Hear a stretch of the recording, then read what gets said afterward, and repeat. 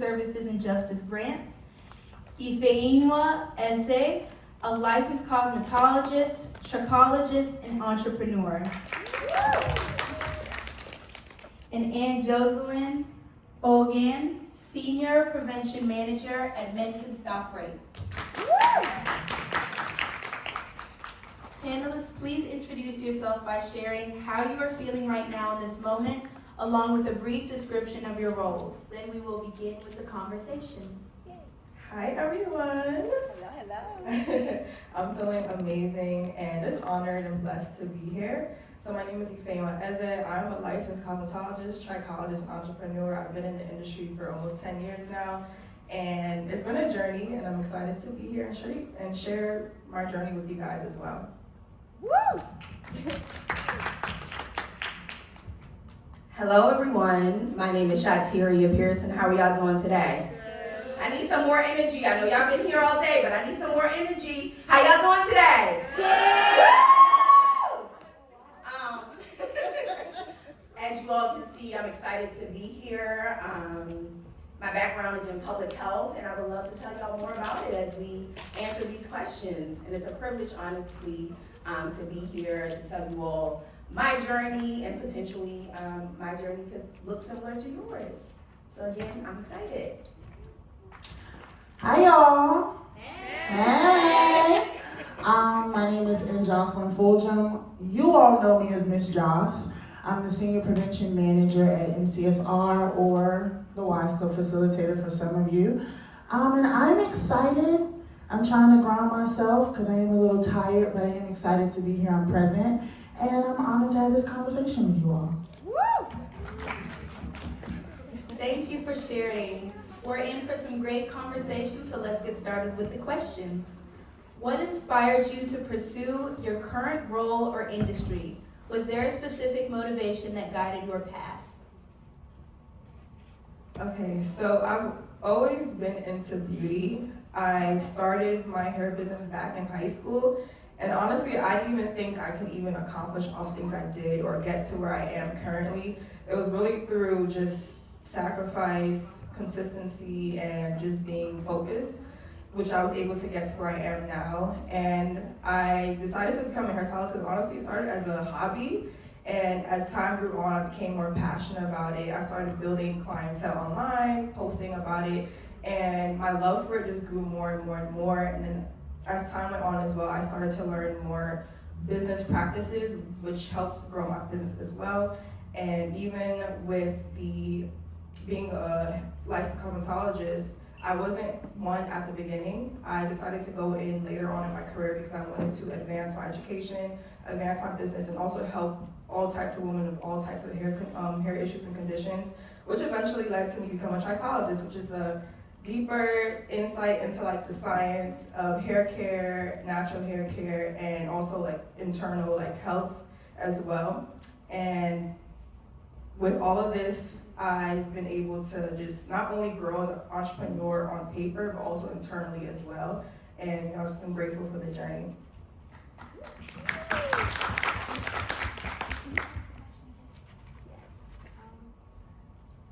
The question was, what inspired you to pursue your current role or industry, and was there a specific motivation that guided your path? Perfect. So I have a bachelor's in biology from Bennett College for Women. It's in Greensboro, North Carolina. And I have a master's in public health from Harriet Medical College in Nashville, Tennessee. I've always been passionate about health. I've always been passionate about diseases and how they become a thing, and how we treat that thing. How does the world respond to that thing? So that's what led me to what I do now. So I work in policy now. Prior to moving to DC, while living in Nashville, I studied disease strains. So basically I studied why does a particular zip code is more concentrated with people who have high blood pressure or diabetes or HIV. And with that information, I developed programs around those trends to basically address those trends. So I've just always been excited about health and how you can help people. And what led me to policy, I will be honest, I'm not crazy about policy.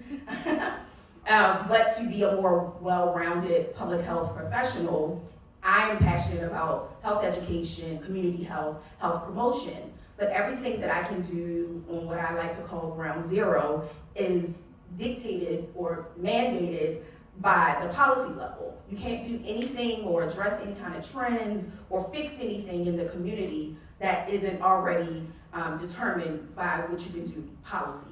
So now that I have, I guess, both of those lenses, I'm more a well-rounded public health professional. And like I said, if you are excited about health, you like to fix problems, whether it's chemistry-based or biology-based or whatever, and then you want to combine that with like the study of diseases or something like that, public health is a good career.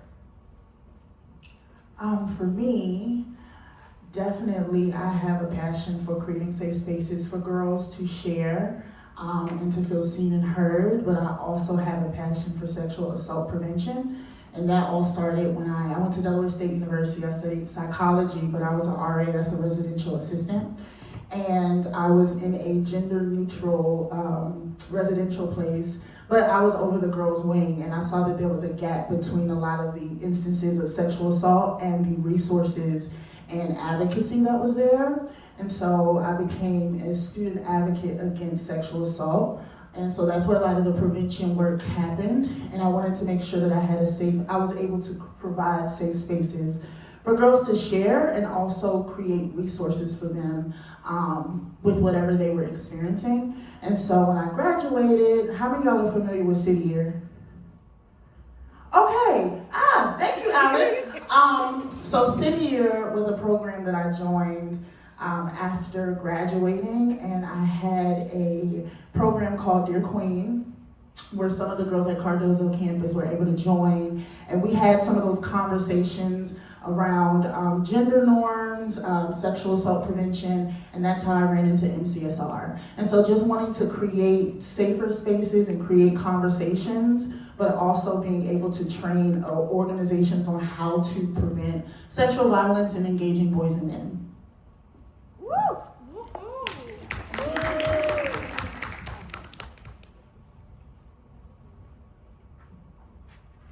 Thank you for sharing. How do you approach a work-life balance while prioritizing your well-being to prevent burnout as a professional? Burnout, oof, I am a victim of burnout. Burnout is real. And I'm also a mom too. I have a 3-year-old, so balancing motherhood, entrepreneurship, trying to pour into myself, trying to pour into my family, relationships, and business. It's been a lot, and I've had to go through many instances to get to where I am now, to truly just create a schedule that is seamless for me. And before, I'm not gonna lie, I used to crash out often because I didn't have that balance. I didn't think, because in life, I believe that you, one, attract what you think you deserve. And if you don't believe that you deserve a quality, balanced life, you're not gonna get that. And for a long time, I didn't see that for myself. If you guys didn't know, I'm from New York. I actually just moved to DC a few months ago. And New York is very fast paced. So I was in that hustle bustle mindset for years, and I didn't know I was living burnout. So for many times, for many years, I was very stressed. I had a lot of trauma in my body. I didn't know how to just manage my time well. And from all of that experience, I just learned to, of course, have days or weeks off where I actually pour into myself. I give myself the permission to actually reset, to reflect on my days, to actually reflect on what I'm going through and actually go through those emotions wholeheartedly and not just block it off or just use work to cover, what I'm going through. I used to do that a lot. So what helped for me in terms of like burnout and creating structure and stability is giving myself permission to rest, giving myself time to reflect, and then also having boundaries as well. I have people-pleasing tendencies, I'm not gonna lie, and it took me a while to get over that. So I had to learn how to say no, which is hard. Saying no is hard, but it's when you actually want to increase your standards and you want a better life for yourself, you have to say no. You have to set boundaries. You have to give yourself permission to actually, want better for yourself. And, that eventually equaled to me just giving myself more time, moving slower, not just trying to always be on the go all the time, and just creating a schedule where I'm able to pour time into my daughter, pour time into myself, pour time into my business. And honestly, that takes a lot of trial and error. And it took years for me to get there because I didn't know what a seamless, smooth life looked like. I was always on go mode 24/7. But actually going through those emotions and feelings helped me create the seamlessness and, heal from burnout as well and prevent it as well. Woo!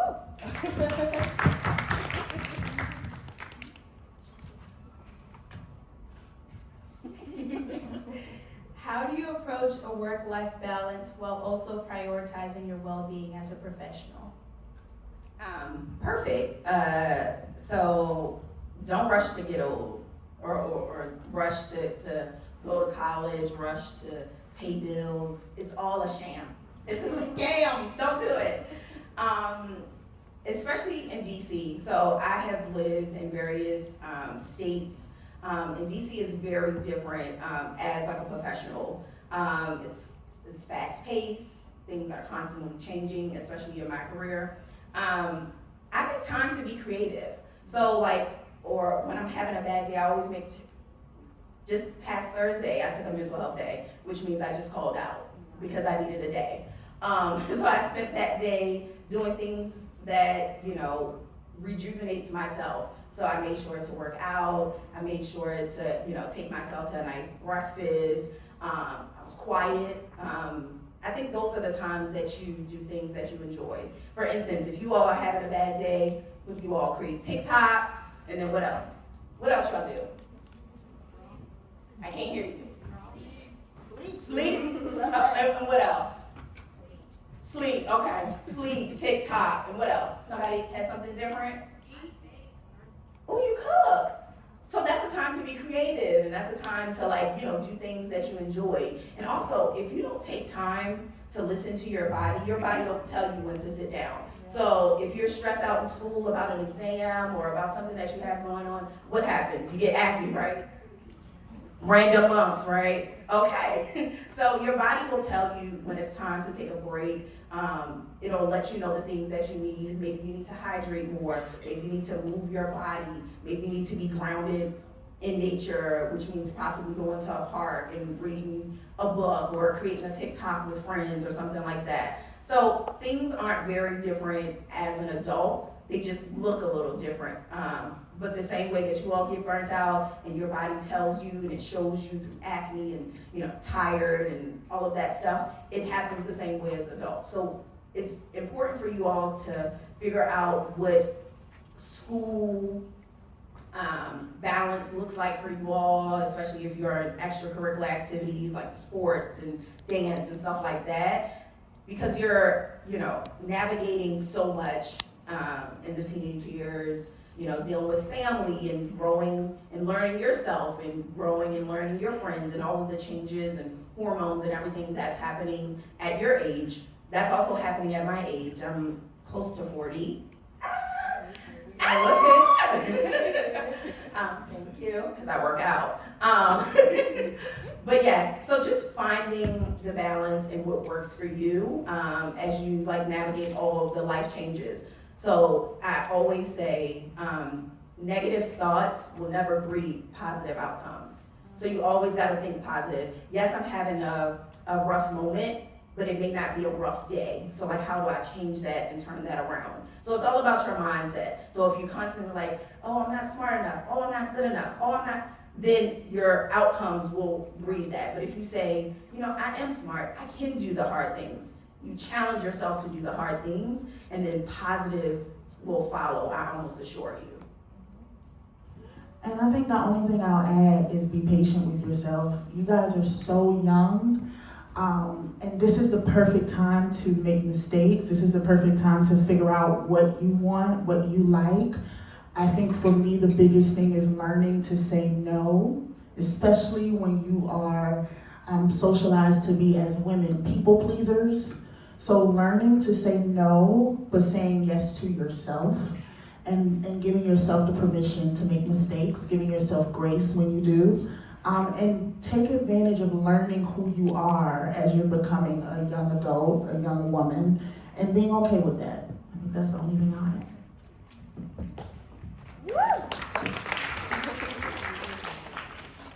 Thank you guys. Say a young woman was entering your field, what would you tell her? Like, what would be some advice you'd give her? I'll let whoever wants to. I'll start. Leave home. That is the main thing. I would say for college. So I essentially left home at 18. I did not come back to the area until 32. And what I learned in that time is how to be fully dependent upon myself. So living almost 1,000 miles from home, if I'm having car trouble or if I'm having a problem, I just can't call like my father for him to solve it immediately. I literally have to utilize the community that I've started to create and people around me to help me kind of navigate that. Also, it helps you to mature. It helps you to know how to pay bills by yourself. It shows you how to manage your money. So if you learn all of those things when you're not connected or directly connected to family and friends. And it also shows you who you are. Like, am I able to make friends? Am I able to build a community? Am I able to leverage the connections that I've had to create a life outside of the ones that my family and my friends have shown me at home? So I would always say, go away to a college. Don't stay. Howard, I'm sure, is an amazing college, so I've heard. But go away from home. It's so many things that you can see, so many cultures, so many different communities, so many different lifestyles. It's literally a whole world out here. So I would definitely encourage you to leave home for school. For me, what I was going to say, building healthy habits. I'm so sorry. Build healthy habits now. Yes. Build habits that are good now, because the habits you create in high school are going to follow you in college, and those habits you create in college are going to follow you when you're in your career. So it is important that your study skills, your ability to balance, your ability to be on time, your ability to plan, you have to build those skills now, make those mistakes now, make those, be flexible and all those kind of things now, because college is different, especially when you're going away. And then once you find your career, it's gonna be different as well. So make sure you build those habits. And then number two, especially in the field of like psychology or social work, or when you're doing service work and you're serving people, the importance of being able to create boundaries of what is at work stays at work, and I don't bring what's at work home, and I don't bring home to work. Being able to healthily compartmentalize in a healthy way is important, because a lot of times service, psychology, social work can be overwhelming, and a lot of times it's not a 9-to-5 job. A lot of times you're not leaving work until 7, 8, 9 o'clock. And so being able to work stays work, home is home, relationships are relationships, and knowing when to separate, and creating those boundaries are important. Those are good. I would definitely say to make sure you're keeping the right people around you. That's a big one. Because the people who you keep around you will influence your decisions that you make every single day. And if you have especially being an entrepreneur, because I'm not a corporate girly, all I know is entrepreneurship. And yes, period, clock it. And honestly, if I didn't have friends who were encouraging me or pushing me or motivating me or telling me, let's go here, let's learn this, I would just be, I don't know, in the streets, I don't know, doing something. But it's so important to keep the right people around you, because those people will help motivate you to do better, to be better. And we are the average of our circle. So if you have friends who are not optimistic, who are not doing something with their lives, who just want to be, just sleeping all day, nothing wrong with sleep, but sleeping all day, doing nothing, living life lackadaisically, you're gonna eventually become that person too, because you're seeing that around you. So it's important to keep the people around you who are, positive, but not only just the people around you, but also what you feed your brain and what you listen to as well. So if you're constantly listening to sexy red or all these negating music, or you're always in the shade room all day, or you're always and I'm a culprit too for this, okay? But I've grown. But so if you're always just feeding your brain negativity, you're gonna eventually give negativity to the world. You're gonna think about yourself negatively all the time because you're constantly feeding your brain this. So you wanna keep the right people around you, and then you also wanna feed the right things into your brain. If you're always listening to podcasts, you're listening to things that help grow you, elevate you spiritually, financially, emotionally, physically, that's going to eventually create a filter in your brain and how you see the world, and you're gonna start moving like those people that you're listening to as well. I would like to add one thing. And if there are opportunities for you all in school to take a random trip somewhere to learn about random mushrooms or a random flower, take it. You just never know where it leads. If it's an opportunity to go hiking, if it's an opportunity to go to another state and possibly stay in a hotel room, and just all of those things, take advantage. And one last thing, if you're the smartest person in your circle, you gotta change circles. You wanna be able to learn something from everyone that's around you. Like, oh, she's an entrepreneur. Oh, she's in sexual health prevention. And you just need people that you can feed off of. And seriously, one last thing. Don't be afraid. Even at this age, I'm sure some of your friendship circles have changed. Yeah. Don't be afraid to lose people. It's a lifelong journey. You'll lose people all the time. You lose people, but the things that are supposed to stay, the things that are supposed to nurture you and stuff like that will remain. There are seasons and lessons and blessings. It's constantly evolving. So just know that, I lost my best friend. You'll get another one. Yeah. And I won't say it'll be better, it'll just be better for you during that time period. There are never better people, it's just better people for you during that time period. So don't be afraid to lose friends. It happens all the time. Thank you for the great advice. Can we get an applause, please? Thank you. All right. And my second to last question for you guys is, how do you handle setbacks or moments of self-doubt, and what moments or strategies have helped you stay resilient? I would say things happen all the time, right? But you have to be so grounded in who you are and your ability that you know that setback was for a reason. I didn't get that internship for a reason. I didn't get that spot on the varsity team for a reason.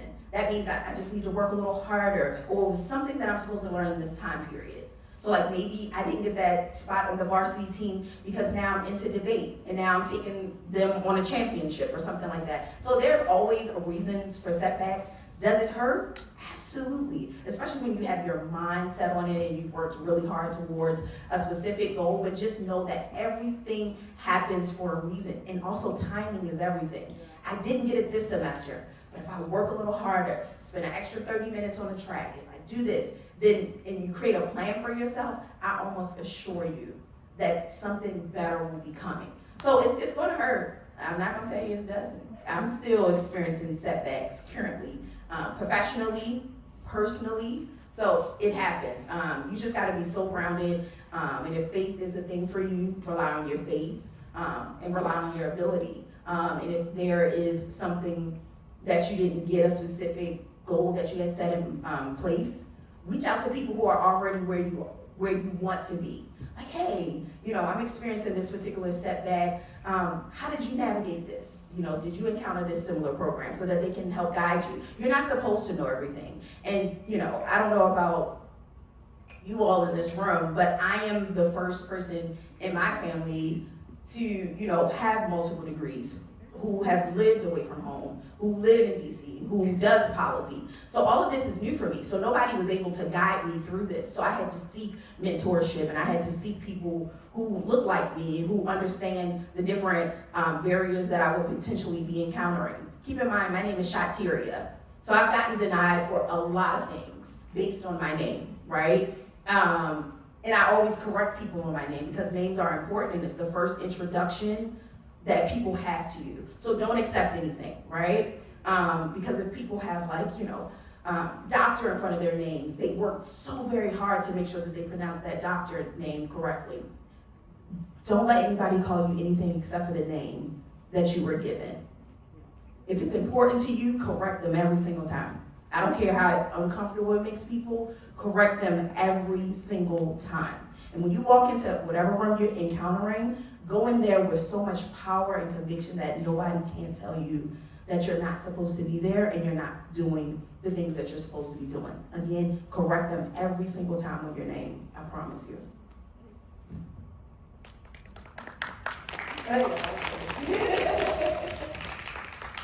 So setbacks are always gonna happen. That's just a part of life.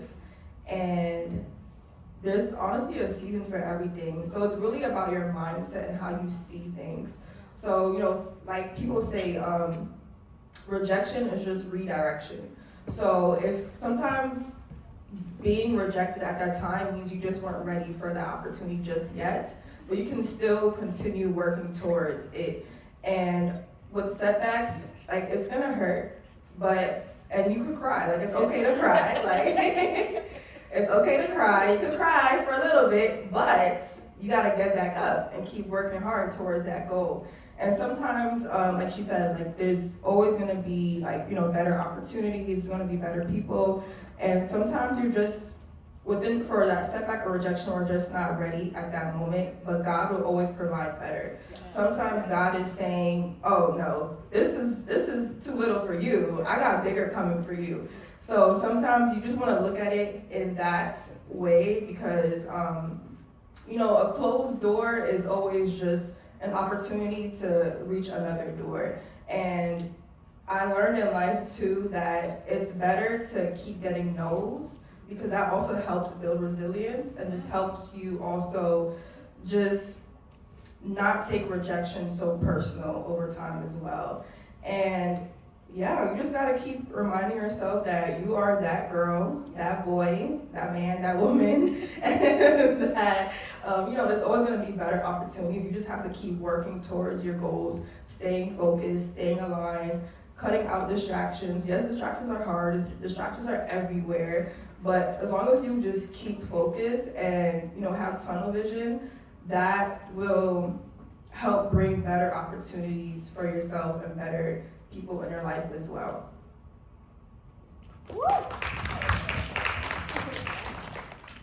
They said what I was gonna say, so sorry.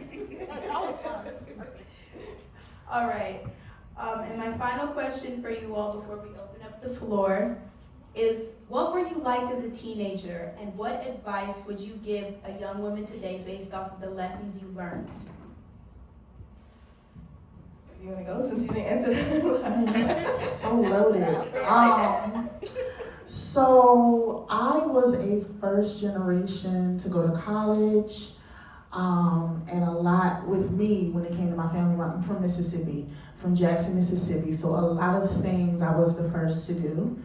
And because I was the first, there were things that I achieved that I never had the idea that I could do.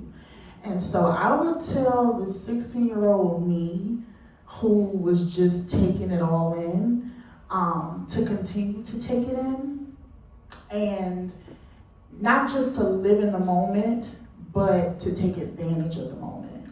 I was so just excited to be able to hit certain goals that I wasn't connecting the dots. And so I would tell young me to keep going, but also take advantage. I would also tell that 16-year-old girl yes, because I had a lot of no's, me being in Jocelyn, my name being in Jocelyn, being as dark as I was, Being from Mississippi, I was told no a lot. I was told even, college, I didn't think I could go to college the year I graduated. I was like, yeah, I'm just gonna graduate from high school and I was gonna be a cosmetologist because my mom and my sister both did hair. And I remember my drama club teacher saying, you can do it. And it was the first time I heard someone actually say, you can do it. And so I would tell the 16-year-old me, you can do it, yes. Like anything you have in your mind to do, you can do it. You have the strength, the smarts, the wits, the capability, and the capacity to do it. Woo! I guess as a teenager, I was very curious. So I'm from Baltimore. I grew up inner city, was homeless. My mom was addicted to drugs. I was raised solely by my father. So I was just curious. I knew I wanted something better than what I knew. I wanted something more. So any opportunity I got to leave the house and, do this and do that, I did it. Because I remember at one point in time, I didn't even have a pair of underwear to my name. So it was always important for me to be out there and, I had a big personality because I just always wanted to do something. And so when things happen to you at a very young age, it either pushes you to that direction or pushes you the polar opposite. So I knew that I didn't want to be homeless again. I knew I didn't, well, I don't think anybody actively wants to be addicted to drugs. But I knew that just was not the plan for my life. So I knew I wanted something more and something better, and I wanted to see something other than what I was accustomed to. So I was accustomed to seeing crack pipes and all of that. I just knew I didn't want that. I wanted a different environment, which means I needed to go to school and let my guidance counselor see me. And hey, is there anything else I can do? Is there any extracurricular? Is there anything that I can join that would take me places? So if that resembles anything like your lifestyle currently, I'm letting you know that there is life beyond that. You are able to achieve. You don't have to stay there. Just be connected to the right people. But there's life. Life is so much beautiful on that other side. Keep going. So I would say to my 16-year-old self that you are worthy, you are beautiful, and you are unique. When I was 16, I was honestly moving too fast, and I was very insecure about myself. I was also seeking validation in men a lot, and just using, not actually focusing on the right things at that time. I, wanted to be outside, I wanted to look good, I wanted to have a boyfriend, this and that. I was tying my validation to what people thought about me and how men saw me too. And, I was moving too fast, I would say, in life.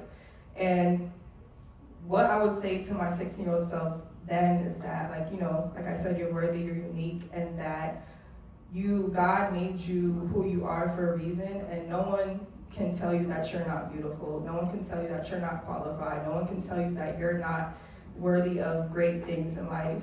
And I honestly wish I had me now back then, because as these ladies here said as well, I'm also the first to be doing things in my family as well. Even though my parents are entrepreneurs, they didn't reach the level of entrepreneurship that I did. They were big on education as well, which was really good. But I was the first to do many things, the first to get my own car, the first to, accomplish many things when it comes to the entrepreneurial world. So I didn't have a mentor or a big sister. Plus I'm the oldest daughter too, so we be going through it. And not having a shoulder to lean on. So being the eldest daughter, being a Nigerian American, being living in New York City in the Bronx, just going through life, I wish I had a big sister to guide me to steer away from the distractions, steer away from boys. Boys are always gonna be there. But at the end of the day, you wanna focus on your goals first Focus on what you gotta do and what makes you happy. And if you keep feeding into these distractions, things that don't serve you, bad friendships, so on and so forth, it's gonna lead you down a bad road. And if you don't take control of your life now, you're honestly just, you're not gonna know where you're gonna end up at. And as I always say, we only have one life, so you wanna live your life to the fullest. You wanna move away from home, you wanna try different things, you want to travel, explore, whatever opportunity you have, do it, because we only have one life and you don't wanna waste it. And then as you get older, you look back and be like, oh my gosh, like what did I even do? Like, I'm almost 50 and all I did was go to work, all I did was do this, I didn't really explore, I didn't really get to know myself, I don't know who I am. So you don't want to waste all this time, all these years just doing nonsense. You want to actually live an intentional life. And the 16-year-old me, even though I wasn't doing too bad, I was just very distracted. And I didn't know how much light I had in myself. I didn't know how great of a person I was, because no one really told me. I had to figure that out myself. And I want to tell you guys that you guys are all unique. You guys are all special. God bless all you guys with your own unique talent and gifts. And it's your job to figure out what that is and actually see how you can use that to impact the world. Because honestly, that's what we're all meant to do. We're all meant to use our gifts to impact people, to help people, and also just be good people in general. And sometimes we might not have a person or people there to tell us this, but we're all here to tell you this now. And they created this event to let you guys know as well that you guys are worth it. And don't seek validation from other people or things online, because you are already worthy and God already said you are. Woo!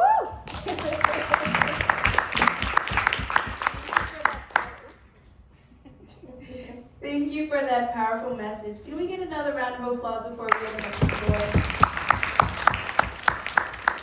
Thank you. And now we're going to be moving on to the Q&A portion of the panel. So if you have any questions for any of the women up on this panel, please raise your hand and I will answer it. Yes. What's your question?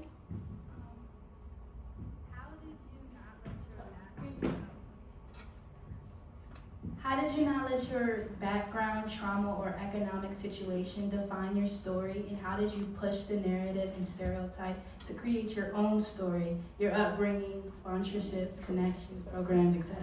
Good question. Wow. One more time. Right. Really? Like one more time? Yes. How did you not let your background, trauma, or economic situation define your story? And how did you push the narrative and stereotype to create your own story, your upbringing, sponsorship, connections, programs, etc.? Wow. No, that's a question for real. Answer's gonna be short. I felt like I had positive role models in my life, like my mom.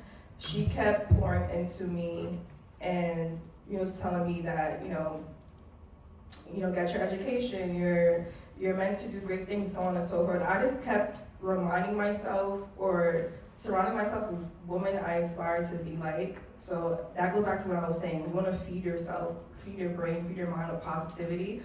And I'm a very optimistic person. So even though I didn't grow up in a bad state, I would say, I still had challenges. Like I grew up in a middle class family, but there were times we didn't have hot water, times where we didn't, have a lot of things. But those challenges honestly motivated me to go harder. Because I was like, I cannot live like this. Like honestly, I do not want to live a life where, I'm settling for the bare minimum. So I've always told myself that I want to live a certain life. Like I want to live a high value life.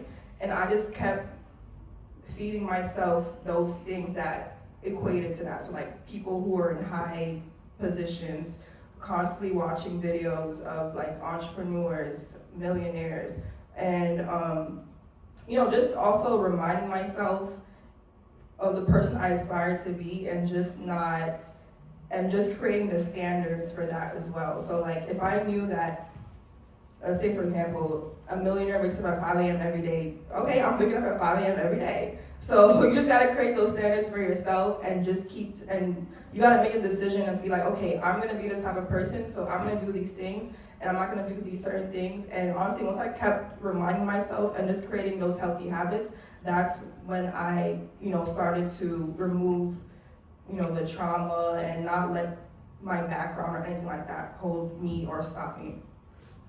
I'll be real quick. I just had to remind myself, I'm having a hard moment, but this will not be a hard life. So I just kept telling myself, this is a hard moment, this is a difficult moment.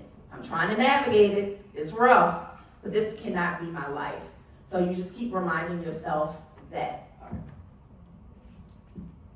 And I'll say one of the things that I promised myself was I was going to continue to show up for myself in spite of what I faced, my trauma, certain circumstances and setbacks. And so having the right mindset, even if it's as small as when that negative thought comes, you're speaking positively. There were moments where I was journaling the ugliest things that I would feel, and then I would journal the most beautiful things that I would feel. Making sure that you have not only the community, but also the resources to get out what you're feeling and process what you're feeling. But for me, I was gonna make sure that I showed up every time, no matter what I experienced, that I was gonna show up for myself.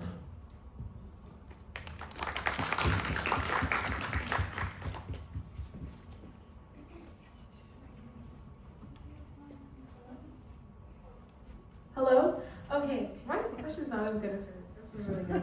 But I remember, I'm sorry, I forgot his names. But I remember you talking about you reminding yourself who you are, and you were talking about like teenage insecurities. And I kind of just want to ask, do you guys do affirmations, or how did you break out of your insecurities? How did you find yourself as a person, realize this, I can't stay this person? Newsflash, you never stop discovering who you are.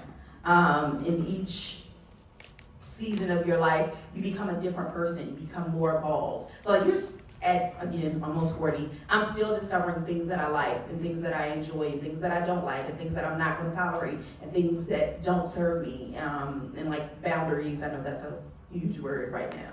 But certain things I'm just not gonna do. I'm not them and this is not that, and so I just gotta keep reminding myself. And what was the other part of your question? I'm sorry. Affirmations. I always just tell myself, I'm the biggest, I'm the largest.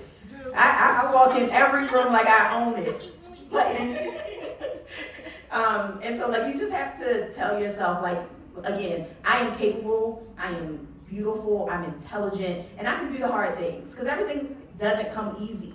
And if it comes too easy, that means you need to go to the next level with it. So just I can do this, and challenge yourself to do the hard things. And again, stretching and growing, growing pains, they don't feel good. Challenging yourself to do things. When I got into policy, I am not a lawyer. I don't know the lawyer jargon and all of that stuff. So I had to challenge myself to actively seek information. Everything isn't going to be given to you. You have to actively seek things and go over and beyond to get to the next level. So just believe in yourself.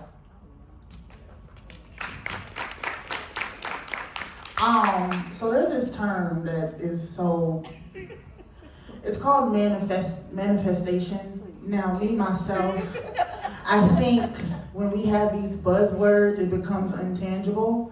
But I do believe that when you speak certain things in practice, and when you write certain things in practice, you do end up believing it. And then there is a behavior change, and there's an energy shift, and it begins to actually come forth.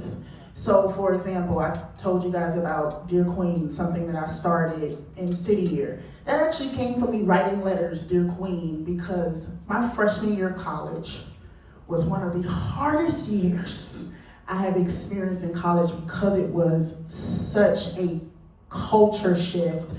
And so my self-esteem was hit. And it just was in my heart to just start writing letters to myself, affirming my looks, affirming my intelligence, telling myself that I was worthy and I deserved to be in college and I deserved to be where I was. And writing those letters led me to being Miss Delaware State University, an actual queen of the university. And so, thank you.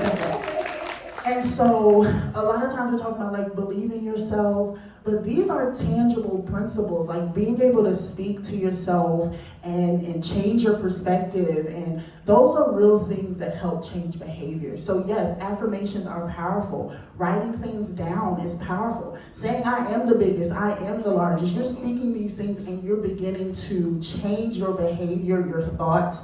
Those are real things. So put those things into practice, and even in those moments where we're all human. So we're gonna have doubts, we're gonna have issues with self-esteem. That's a human thing. But make sure you're also feeding yourself positivity. Make sure you're affirming yourself, okay? And I think that will also help change some of the behaviors and the thoughts that we're having as well. Yes, I agree 100% with what both of the ladies said. I speak to myself every single day. When I was younger, I didn't write affirmations, but I definitely do that a lot now. I write it down in my journal. I tell myself every morning that, you know, you're beautiful, you're a leader, so on and so forth. Like I said, like when you speak these positive things into yourself, into your mind, it adds a filter to your mind and how you see yourself and how you see the world. And that literally goes back to what I said in all my previous answers. And really, like, how I overcame my insecurities growing up. I mean, like, we're all human at the end of the day. So every season, we're gonna go through different seasons of doubts, insecurity, uncertainty. Oh, I was going through imposter syndrome for a good 6 months. Like, it was crazy. But with, you know, practicing these positive affirmations and just pouring into myself and actually doing things that actually make me happy, like, for example, going to the gym, eating right, playing tennis, things like that, like actually pouring into yourself and doing things that make you happy will eventually brighten up your mood too. Listening to your favorite song, actually crying, letting it all out. Like, crying is important. Letting it all out and just giving yourself time. Like, just being with yourself also helps too. Going through your thoughts, being alone, being like, okay, like, how did I feel today? What can I do to not feel like that again? Or what are some things that can help me have a better day tomorrow? Those help as well.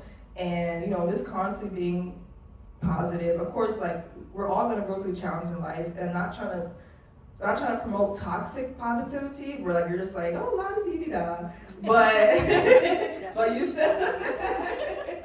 still want to have a positive outlook on life, because at the end of the day, I'm Christian, I believe in God.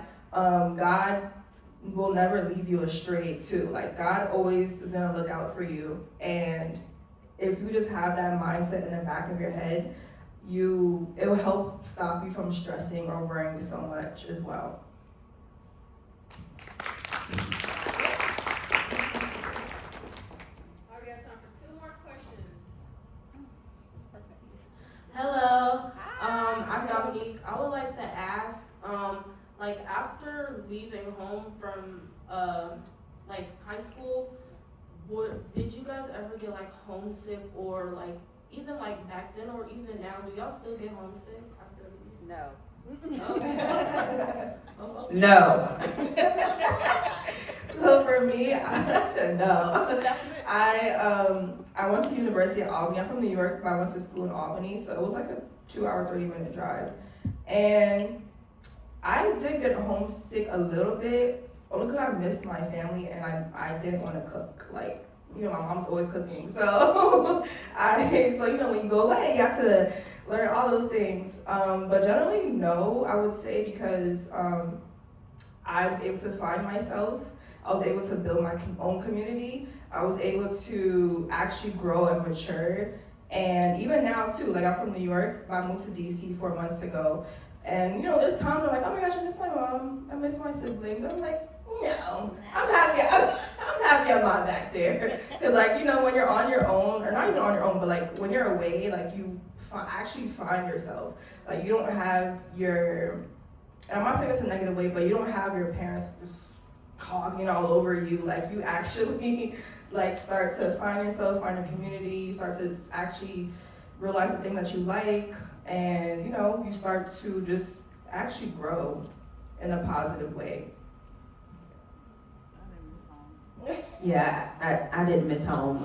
And then when you go to school, you find there are so many clubs and different organizations, and Joss and I are part of the same sorority. So like you find your people and you find the things that you gravitate towards, whether that's sports, whether that's, you know, student government association, whether that's Greek life, whether that's all of the above. So like you find your people. And we went home, I'm pretty sure, during like breaks, spring breaks and Christmas and holidays occasionally. But like you're just like, so excited about the new life that you're creating and the community that you're like diving into that you, I won't say you forget about them because that's not a thing. But you just get so, I guess, I don't know. You just Excited about it. yeah. We said it all. There was one more question. Yeah.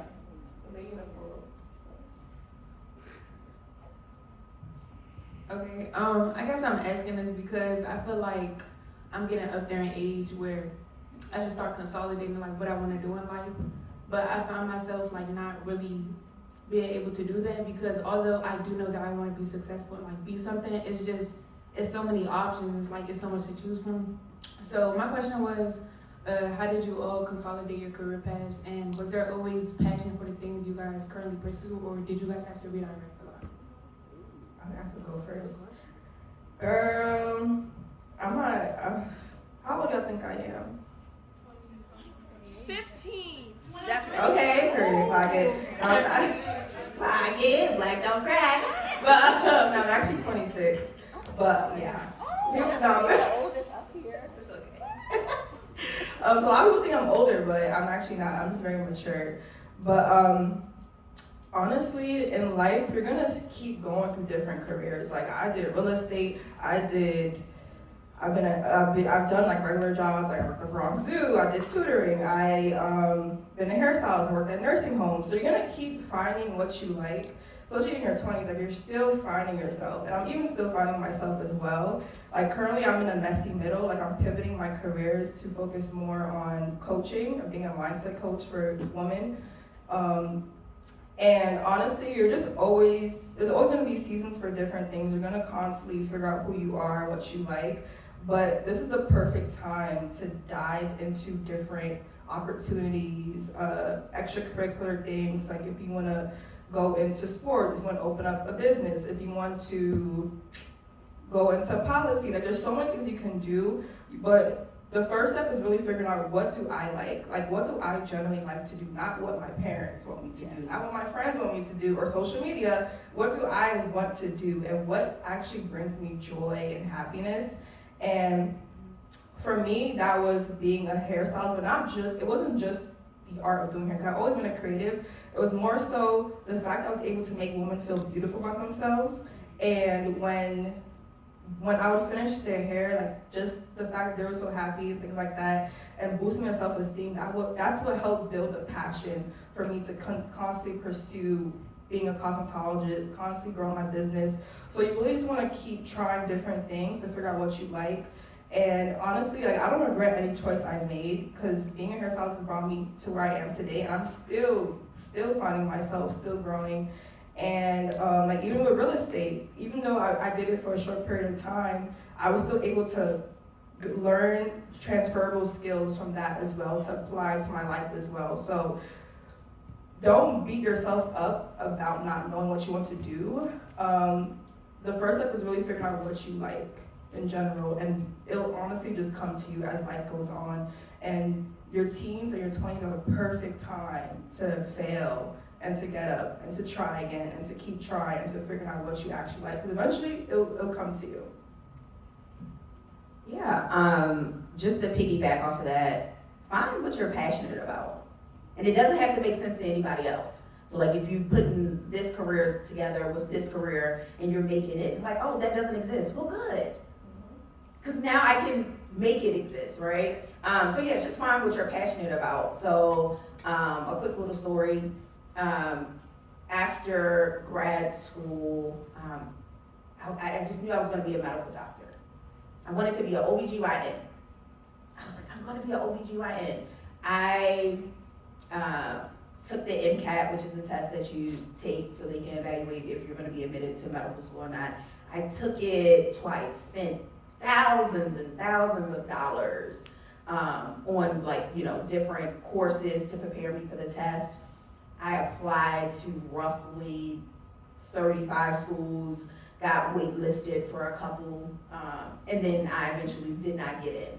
And so I was just like, was I applying to medical school because it just seemed like the perfect career path? Like, oh, biology, oh, public health, oh, now I'm a doctor. Or was I really passionate about it? And so then I was like, dang, did I spend all this money because I thought it was the perfect career choice or because I was actually passionate about it? And so after I got out of my feelings, because you gotta feel that thing, but don't stay there.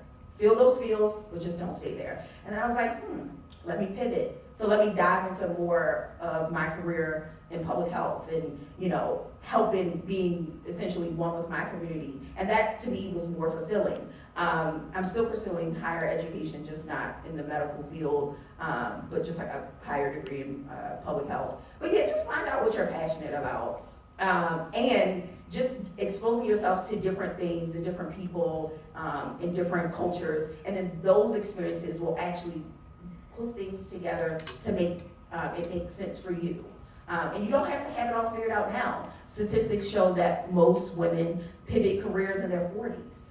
You don't actually become what you were supposed to become until 40s and 50s. So you have plenty of time. And even if you go to college, you still have time because you can be an undecided major, and then you can, once those experiences and those classes and stuff like that, there's always time to keep rediscovering who you are and pivoting your career.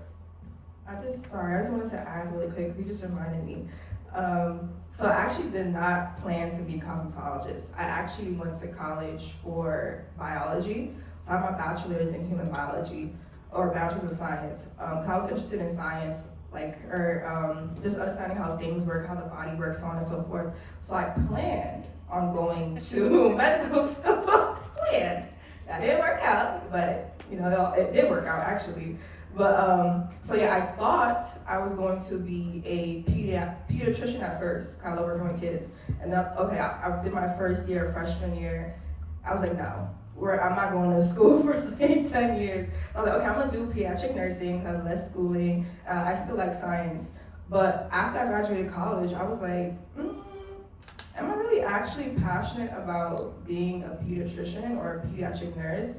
I really had to sit in and ask myself, and I had, they call it post-grad depression. When you graduate college or school and you just don't know what to do with your life. I was going through that for a few months, and I was happy that I actually came to my senses then, so I didn't go to school and waste money. But I was always doing hair as a hobby for many years. I started in high school, but I never saw anyone around me succeeding in being a hairstylist. So that was also a limiting belief for myself because I didn't see anyone being successful and wealthy from being an entrepreneur or having a hair business. I didn't see that for myself. I just kept treating hair as a hobby, and I was like, okay, I'm gonna be a nurse, whatever, just do hair on the side to make extra money. And then as I realized, and after college, that's when I realized, okay, I'm gonna try real estate. I didn't really like it that much, and then I came to the realization that I should just go all in and being a cosmetologist, being an entrepreneur, because it's something that I actually was passionate about. So just going back to what she said as well, you want to just keep trying different things and putting yourself in different rooms, opportunities, because eventually it will all come to you, and it doesn't have to make sense to anyone else as well. And I think I'll add, you don't have to do one thing. You don't just have to do one thing. And I think when it comes to our careers, the lie that we're told is we have to put all of ourselves or all of our energy into a career, passion, one thing, and it becomes overwhelming, especially when you have so many interests. So like me, I love, doing Wise Club, but I also like to advocate. I also like to sing. So how do you use all of the things that you're learning from, gaining different skills, learning different interests? And I love what you said about sometimes you have to create it. I wish 10 years ago I would have known I could have gotten into a lane of music and psychology. But that was something that wasn't talked about. But sometimes you can create your own lane and be the blueprint for someone else. But also knowing that using your skills and being able to use your passions for multiple things is possible.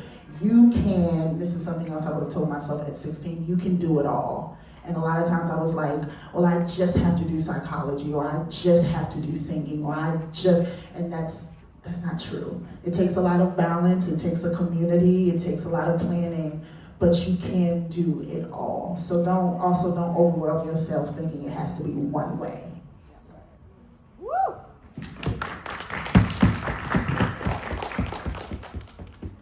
What an incredible conversation. I hope you all feel inspired about the endless possibilities ahead of you. A huge thank you to our amazing panelists for sharing their experiences and advice with us today. Your words have truly made an impact. Can we give them a round of applause? Can we give McKenna a round of applause?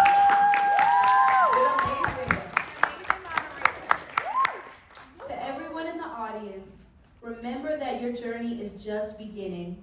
No dream is too big, and no path is too far if you're willing to take the steps towards it. Thank you. All right, y'all. Did we enjoy that? Did we feel inspired, motivated? Real quick from our panelists, would it be okay to maybe share contact information with our girls if any of you are interested in reaching out to them and that kind of thing? Yeah, I know for me personally, it has always helped me when I hear from people who are inspirational. Make sure you network, get those phone numbers, emails, all the things. So just my word of advice right there.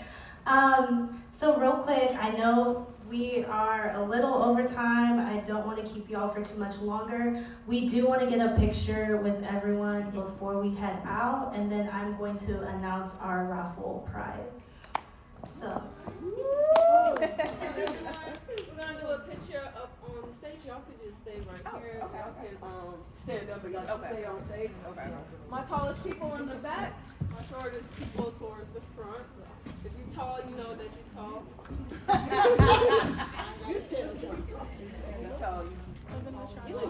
You like medium height. Yeah, like we're medium, like right here. Yes, yes.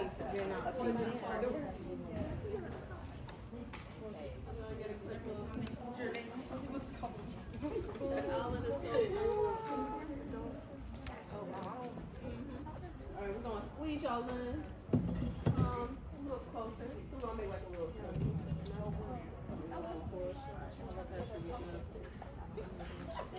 You wanna move it? Okay.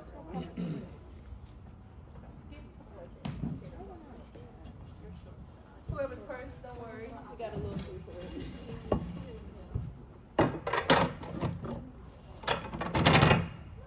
Don't worry. Your purse got a nice little food. Okay, guys. So I want us to try and let's try to get as close as we can to the projected, the thing that's projected in the back. All right. Yes, all of you guys are just hanging out in the lava. I need you guys to almost all the way over. Yes. Real tight. Yep. Or let's slide the whole line down. Everyone in the back scoot over some so there's some more space. Thank you. To the right. You guys is right, my left. To the right. All right. I may have to angle to the side. Yeah. All right, guys. Look, there's more light over here and it's kind of dark over here, and I want to be able to see everyone's face. Yep. No, we're good. We're good right there. We can do it like that. All right, perfect. Facilitators, you can jump Get in in. real close. You guys, Get it's in real only close. right. Get in real close. Real close. It's okay. It's okay. Nobody's gonna bite. Can you give us a 1, 2, 3 countdown, sir? Sure thing. Okay. 1、2、3，茄子。Okay. All right. Here we go, guys. 1. I'm trying to get it turned a little bit more. Let me. We want good photos for the internet, right? Yes. There we go. 1, 2, 3. I took 1 million photos.